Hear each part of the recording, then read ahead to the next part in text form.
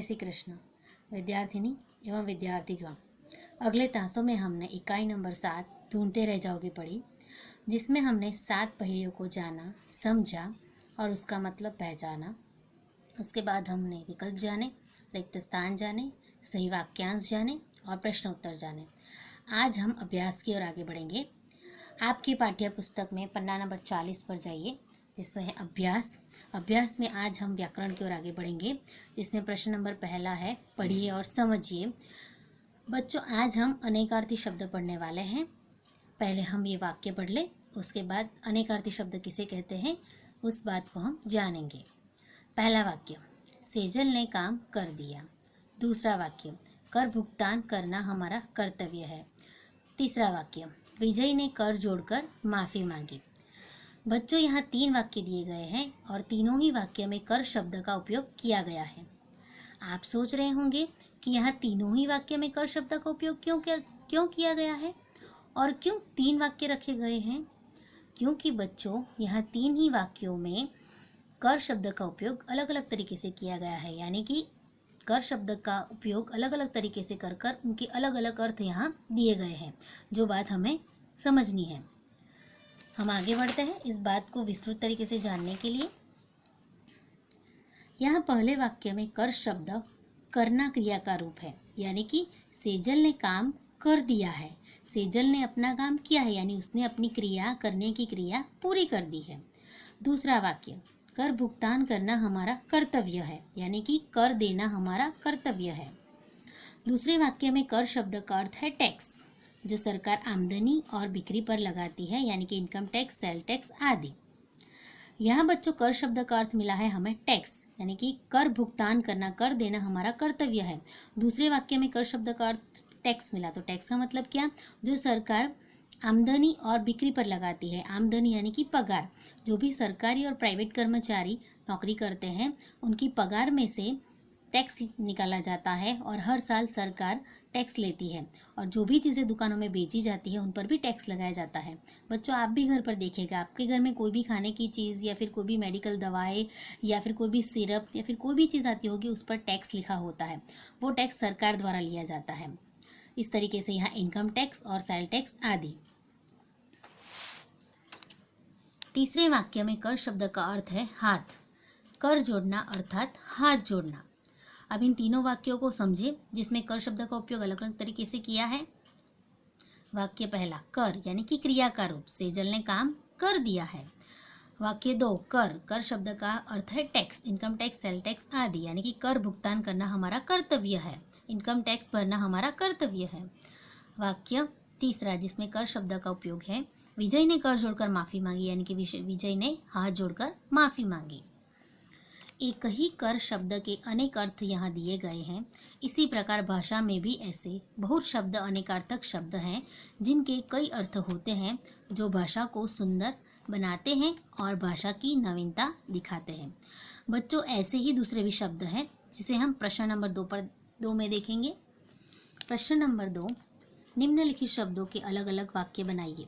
इसमें बस शब्द के 2 अर्थ बताए गए हैं। पहला बस यानी कि वाहन और दूसरा बस यानी कि अपनी कोई भी क्रिया या फिर कार्य पर रोक लगाने वाला शब्द। पहला वाक्य, मोहन बस से मुंबई गए, यानी कि मोहन वाहन से मुंबई गया। दूसरा वाक्य, बस अब मैं कुछ नहीं कहूँगी, मतलब कि कोई भी चीज़, कोई भी बात को रोकना, अपनी क्रिया को रोकना। जैसे कि बस आज मैंने खाना खा लिया, मैं नहीं खाऊंगी। बस आज मैंने पढ़ाई कर ली, आगे की पढ़ाई कल करूँगी। उसी तरीके से। नंबर 2, सोना। यहाँ सोने शब्द का पहला अर्थ है सोने की क्रिया और दूसरे सोने शब्द का अर्थ है आभूषण। वाक्य, सोना हमारे शरीर के लिए आवश्यक है, यानी कि सोने की क्रिया। दूसरे वाक्य में सोना शब्द का अर्थ है आभूषण, यानी कि सोना बाजार में कम है, या फिर ये भी वाक्य कह सकते हैं कि सोना बाजार में महंगा है। आगे जाए। आम यानी कि एक फल, जो मीठा फल, खट्टा भी लगता है और मीठा भी लगता है, जो गर्मी के दिनों में आता है। और आम शब्द का अर्थ है साधारण, यानी पहला अर्थ है एक फल और दूसरा अर्थ है साधारण। वाक्य, आम मुझे बहुत प्रिय है, या फिर आम बहुत मीठा फल है, ये चीज़ भी आ सकती है। दूसरे वाक्य में, आम आदमी महंगाई में कैसे जिए, यानी कि साधारण मनुष्य, जो मिडिल क्लास लोग हैं, साधारण परिस्थिति वाले लोग हैं, ऐसे महंगाई भरे समय में कैसे जिएंगे, अपना गुजारा कैसे करेंगे। नंबर 4, उत्तर का पहला अर्थ है उत्तर दिशा और उत्तर का दूसरा अर्थ है जवाब। वाक्य, पंछी उत्तर दिशा की ओर जा रहे थे। जैसे कि हमारी 4 दिशाएं हैं, उत्तर, दक्षिण, पूर्व, पश्चिम, तो उस तरीके से यहाँ एक उत्तर का मतलब होता है उत्तर दिशा। दूसरे वाक्य में, यह प्रश्न का उत्तर मुझे नहीं मिला, यानी कि इस प्रश्न का जवाब मुझे नहीं मिला, इसलिए दूसरा यहाँ शब्द का अर्थ हमें क्या मिला, जवाब यानी कि उत्तर। तीसरा है पूरी। पूरी शब्द का पहला अर्थ है बात को खत्म करने वाला शब्द या फिर क्रिया, और दूसरा अर्थ है एक खाने वाला पदार्थ। वाक्य पहला, अभी मेरी बात पूरी नहीं हुई, या मतलब कि अभी मैंने अपनी बात पूरी नहीं की है, खत्म नहीं की है, अपनी कहने की जो क्रिया है वह अधूरी है। मतलब कि यहाँ जो पूरी शब्द का उपयोग है वह क्रिया को अधूरा दर्शा रहा है। जबकि दूसरे वाक्य में बताया गया है, मैंने आज पूरी भाजी खाई, यानी कि मैंने आज एक पदार्थ खाया जो खाने लायक यानी खाने वाला पदार्थ है, मैंने आज पूरी खाई या फिर पूरी भाजी खाई। बच्चों, इसी तरीके से मैंने आपके लिए होमवर्क में 5 शब्द रखे हैं जिनके आपको 2-2 अर्थ निकालने हैं।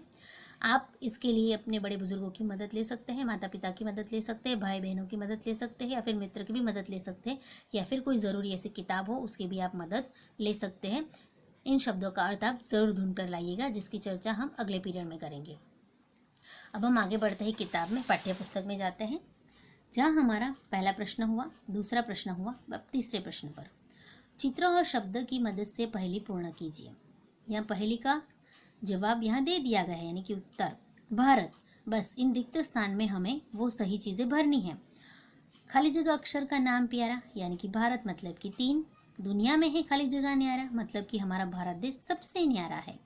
अंत कटे तो खाली जगह हो जाओ, यानी कि त निकल जाए तो क्या बन जाएगा, बाहर। मध्य कटे तो भात हो जाऊं, यहाँ रिक्त स्थान दिया इसलिए हमने और रिक्त स्थान देकर पीछे शब्द लाइन जोड़ दी है, वाक्य जोड़ दिया है, खाली जगह तो भात हो जाओ, यानी कि मध्य कटे। समझे बच्चों? दूसरी पहेली की ओर जाते हैं।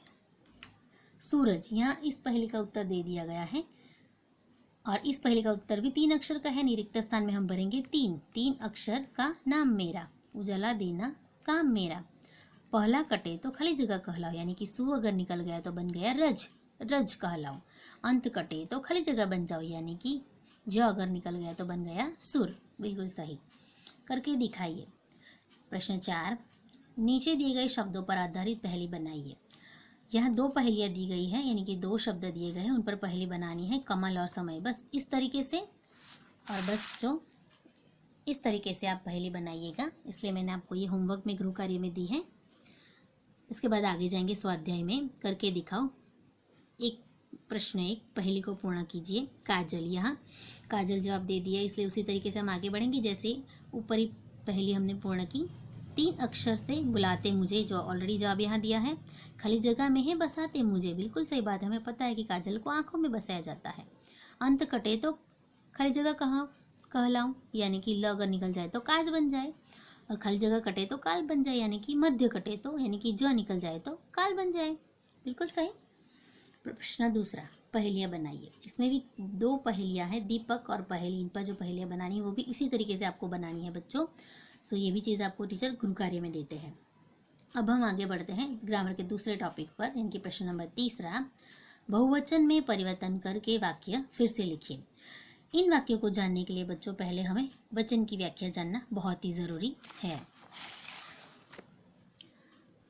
वचन, शब्द के जिस रूप से उसकी संख्या का बोध हो उसे वचन कहते हैं, यानी कि शब्द का वह रूप, शब्द का वह स्वरूप के जिससे उसकी संख्या कितनी है, जिस बात का हमें ज्ञान हो जाए उसे वचन कहते हैं। वचन के प्रकार 2 है।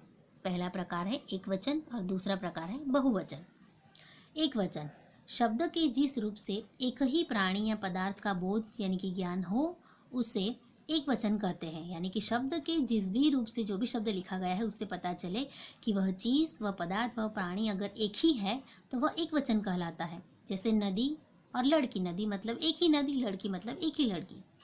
बहुवचन, शब्द के जिस रूप से एक से अधिक प्राणियों या पदार्थों का बोध हो उसे बहुवचन कहते हैं, यानी कि शब्द का वह रूप के जिससे हमें पता चले, उसकी संख्या से हमें पता चले कि वह अधिक है तो अगर वह अधिक है तो इससे यह ज्ञात हो जाता है कि वह बहुवचन है, यानी कि अधिक प्राणियों या पदार्थों का बोध हमें उससे हो जाता है, उसे बहुवचन कहते हैं। जैसे दरवाजे और लड़के, दरवाजे मतलब एक से ज़्यादा और लड़के मतलब भी एक से ज़्यादा। अब हम पाठ्य पुस्तक पर जाएंगे। हमारा आखिरी प्रश्न, हमने व्याख्या जान ली, अब हम आगे बढ़ते हैं। बहुवचन में परिवर्तन करके वाक्य फिर से लिखिए। एक वाक्य यहाँ उदाहरण के तौर पर दे दिया गया है, लड़की खेल रही है, लड़कियाँ खेल रही हैं। लड़का पानी पीता है, लड़के पानी पीते हैं। किताब सुंदर है, किताबें सुंदर है। वह जाता है, वे जाते हैं। फूल खिला है, फूल खिले हैं। बच्चों यहाँ देखो, सभी वाक्य में जिस भी शब्द का वचन परिवर्तन करना है उन शब्द के नीचे रेखा दी गई है। लेकिन बच्चों ये बात ध्यान रखो, जिस भी शब्द के नीचे अगर रेखा दी गई है तो उस शब्द का स्वरूप अगर बदलता है तो पूरे वाक्य में परिवर्तन हो जाता है। जब किसी भी वाक्य का बहुवचन किया जाए तो केवल वह शब्द ही नहीं बहुवचन बनता, लेकिन पूरा वाक्य ही बहुवचन में परिवर्तित होता है। जहाँ जैसे हमने देखा, लड़का का लड़के, किताब का किताबें, वह का वे, और फूल का बहुवचन नहीं होता, फूल का एक ही वचन रहता है, इसलिए फूल का हमने लिखा है फूल। और एक बात खास ध्यान रखिए बच्चों, यहाँ हर वाक्य में पीछे क्रियापद हैं लगाया गया है और हर एक है में मैंने 2 मात्रा के साथ अनुस्वर लगाए हैं। जब आप कोई भी वाक्य बहुवचन में परिवर्तित करो और आखिर में क्रियापद अगर हैं आता है तो 2 मात्रा के साथ अनुस्वर लगाना बिल्कुल ही आवश्यक है। अगर आपने ये नहीं लगाया तो ये वाक्य बहुवचन नहीं कहलाया जाएगा, और ये भाषा की अपनी विशेषता, इसलिए ये करना बिल्कुल ही ज़रूरी है। बस बच्चों, आज का हमारा टास्क यहीं ख़त्म होता है। नमस्कार।